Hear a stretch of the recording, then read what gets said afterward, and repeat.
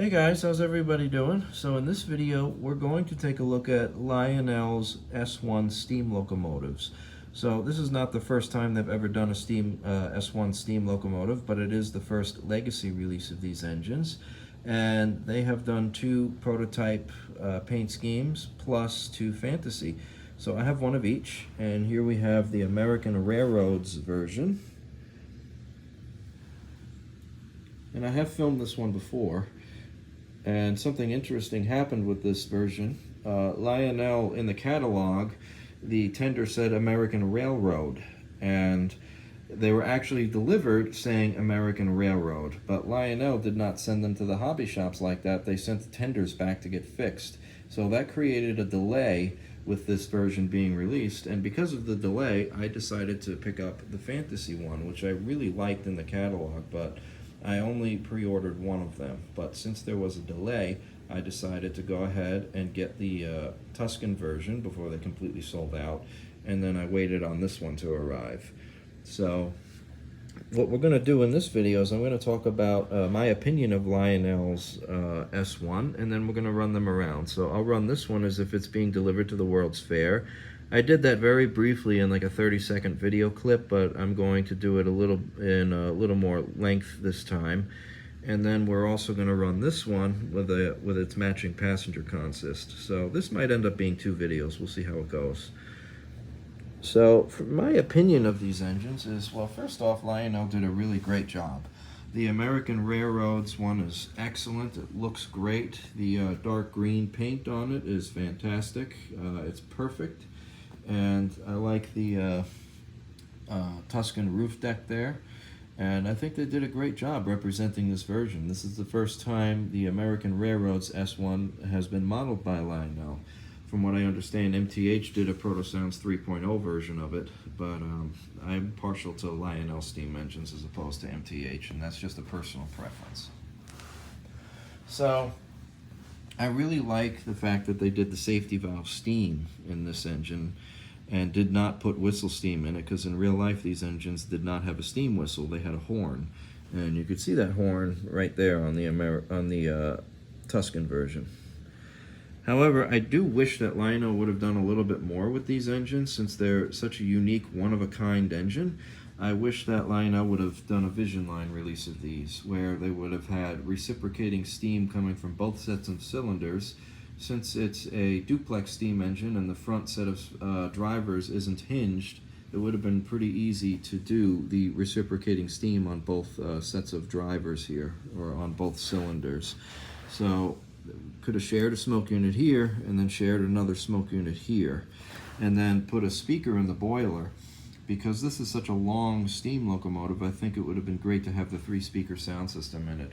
And also, there's only one cab number, so why not have road-specific crew talk? And also, that's a pretty big gap between the engine and the tender. I really would have liked to have had the drawbar that brings the tender in closer on the straightaways, and then by spring action, the tender is pulled away from the engine when it goes around the curves. And I think that looks much, much better. One thing I might do to try to hide this is do a magnetic diaphragm similar to what Golden Gate Depot has done with a few of their most recent passenger set releases. So I might try to do that with this. Also, if we look at the tender, the dynamo generator is right there. So I think it would have been really cool if we had a smoking dynamo, which is something Lionel definitely has done before. So if all those features were added, it would have brought the MSRP up by a lot, and then I probably would have only been able to get one of these. However, I think it would have been really cool to have this released as a Vision Line engine. But having said that, that doesn't mean I'm not happy with these. I definitely am. I'm very happy with the American Railroads version. I think this one, I think the paint is a little bit too bright. However, in the past, a lot of train companies have gotten the Fleet of Modernism scheme wrong, and it's been way too dark. So, in fact, Lionel is too light. However, they are much closer than some of the old K-Line models and some other Fleet of Modernism models that have been released in the past. So, if you look online, you can find some color photos of the Fleet of Modernism, and this color scheme, although it's not perfect, it is closer than a lot of other models that have been released in the past. So, with that being said, that is my opinion of these models, and what we are going to do now is run each of them. So I will run this one as if it's being delivered to the World's Fair, and then I will run this one with a matching passenger consist. So stay tuned, guys. Thanks. Okay, so here we go. This is the lash up to take the S1 to the World's Fair. So in real life, an L1’s Mikado would pull the S1 from the Altoona shops to the World's Fair, but since I don't have one, I'm using an H10. And yes, I did go in for one in the new catalog, so I'm very excited to get that and be able to replicate the real-life lash up or the real-life delivery configuration for the S1. And so there you go.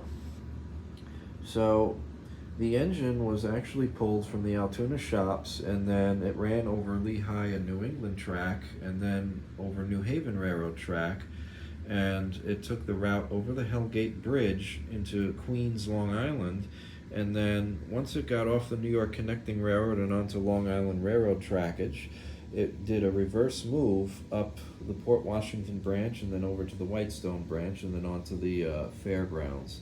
So it was a pretty complicated maneuver to get it onto the actual World's Fair grounds, and a lot of third rail had to be removed and other obstacles on the Long Island Railroad were removed so that the S1 could actually clear the area.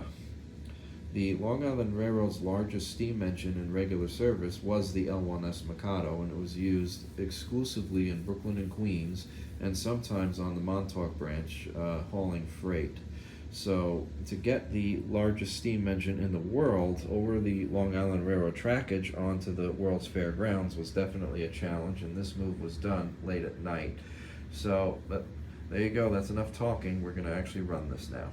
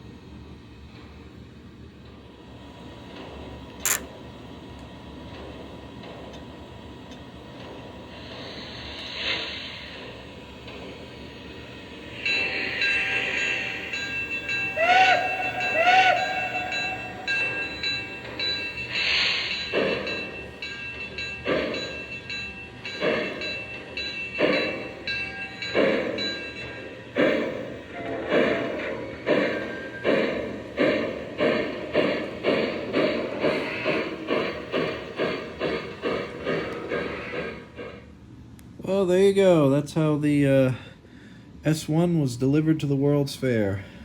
And I don't have a World's Fair display built, so I used my passenger station to replicate it. But up there on that fireplace mantle, I would like to have a World's Fair display with rollers and actually operate the steam locomotive up there with a remote. So that'll be really cool. And then in the garage, I might do the same thing where I could actually, roll the steam engine onto the rollers and then pull it off of the rollers. And, it's a lot of fun to run it this way. It's a very unusual configuration for running a steam locomotive. And that's kind of why I bought this one. It's an awesome piece of history, and it's also a lot of fun to run it in this very different way.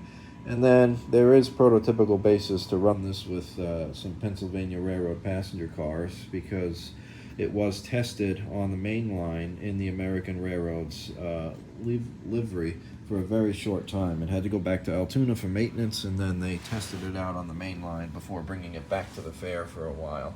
So, hope you guys liked it, and the very next video will be the Tuscan S1 pulling the Southwind. So, take care, guys.